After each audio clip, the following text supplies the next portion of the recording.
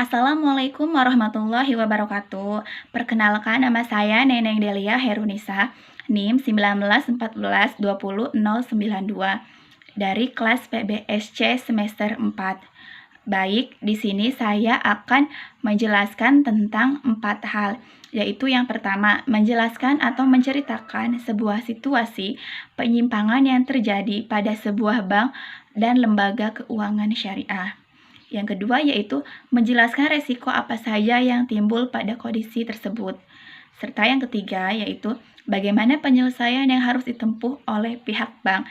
Dan yang keempat yaitu menjelaskan peranan pengawasan bank terhadap hal tersebut. Baik, yang pertama saya akan menjelaskan tentang penyimpangan yang terjadi pada bank syariah dan lembaga keuangan syariah. Di sini saya mengambil contoh kasusnya yaitu pada Bank BJB Syariah Cabang Bandung. Terjadi 4 internal fraud di BJB Syariah selama tahun 2018.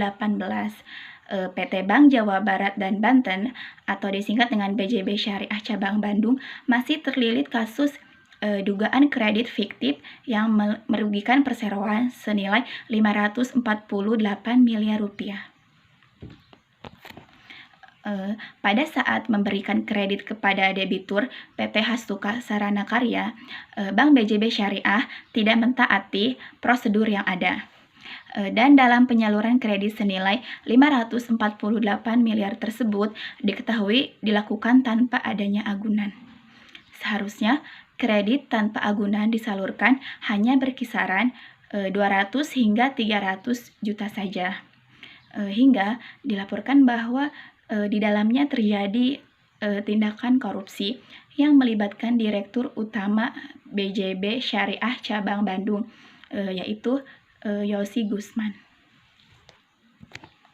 Berdasarkan laporan Good Governance Government atau disingkat dengan GCG, selama tahun 2018 yang diterbitkan oleh perseroan, tercatat ada 4 kasus penyimpangan atau yang disebut dengan internal fraud yang mempengaruhi kegiatan operasional bank dan juga mempengaruhi kondisi keuangan secara signifikan.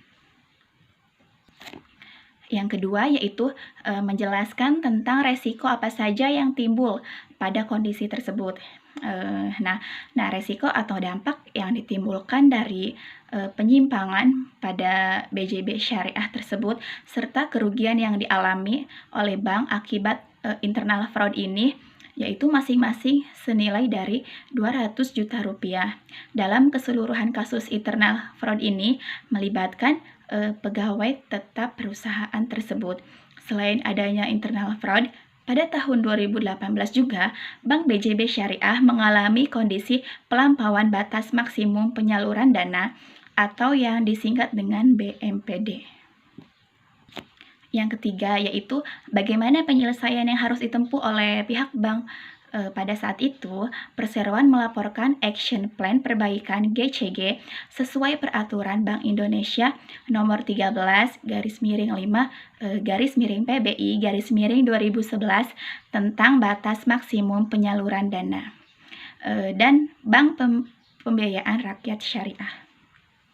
Per Desember 2018, sasaran action plan perbaikan GCG berupa penyelesaian penyaluran batas maksimum penyaluran dana telah dipenuhi dan diselesaikan oleh pihak bank. Bank BJB juga berkomitmen untuk menerapkan manajemen resiko melalui implementasi Enterprise Risk Management atau disingkat dengan ERM. Bank BJB juga menyusun dan menetapkan kebijakan manajemen risiko sebagai bagian dari sistem pengawasan dan pengendalian internal dengan tujuan meminimalisir kerugian yang mungkin akan terjadi ke depannya. Dalam hal mencegah dan memerangi praktik korupsi, suap, ataupun praktik kecurangan lainnya, Bank BJB membentuk suatu sarana penyampaian, mengelola dan menindaklanjuti yang dinamakan Waste Labeling System atau disingkat dengan WBS atau Sistem Pelaporan Pelanggaran. Sistem tersebut diyakini dapat secara efektif dalam mendeteksi dan mencegah terjadinya tindakan korupsi, fraud, dan sejenisnya. Sebelum merebak lebih jauh, Bank BJB bekerja sama dengan para kompeten dalam bidang tersebut, merancang sistem pelaporan pelanggaran untuk diterapkan di seluruh jajaran bisnis perseroan, baik di unit bisnis maupun di anak usahanya.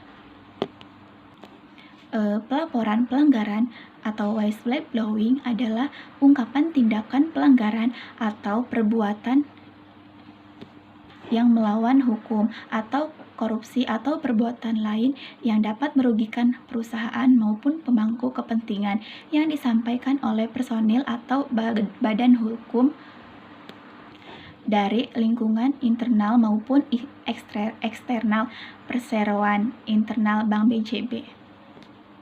Agar dapat diambil tindakan tegas atas pelanggaran konfidensial dan didukung oleh bukti-bukti yang kuat untuk tertib pengelolaan, kepastian tindak lanjut pelaporan atau pengaduan, monitoring, dan evaluasi secara berkesinambungan, maka ditunjuk untuk pengelola WBS, yaitu Satuan Kerja Audit Internal. Bank BJB juga meningkatkan akuntabilitas bank, setiap keputusan bank, dan juga transparansi, akuransi, dan juga transaksi. Pencatatan transaksi bisnis. Bank BJB juga mengupayakan pengembangan sistem pemberdayaan internal dengan menggunakan pendekatan COSO. Untuk membangun lingkungan yang kuat dan baik, Bank BJB membangun budaya kepatuhan di seluruh lini organisasi. Bank BJB juga menerapkan pernyataan kepatuhan untuk seluruh pegawai agar mematuhi dan melaksanakan peraturan tanpa terkecuali. Hal ini sebagai salah satu komitmen seluruh insan Bank BJB, dari manajemen puncak hingga pelaksana lapangan, untuk menjunjung tinggi dan meningkatkan kualitas penerapan tata kelola perusahaan yang baik. Sebelumnya juga, Bank BJB juga telah menerbitkan nilai-nilai budaya perusahaan yang telah dirumuskan, yaitu Good Spirit, yang merupakan perwujudan dari service excellence, profesionalisme, integritas, inovatif, dan trust. Selanjutnya yang keempat, yaitu menjelaskan tentang peranan pengawasan bank terhadap kasus Bank BJB tersebut. Peranan pengawasan bank terhadap kasus BJB Syariah ini sangat penting guna mengawasi supaya hal tersebut tidak terjadi kembali dan memberikan pengarahan kepada bank supaya memperbaiki sistem yang ada pada bank guna lebih baik lagi ke depannya. Mungkin itu saja pemaparan materi dari saya. Kurang dan lebihnya mohon dimaafkan. Wallahu muwaffiq ila aqwamit thoriq. Wassalamualaikum warahmatullahi wabarakatuh.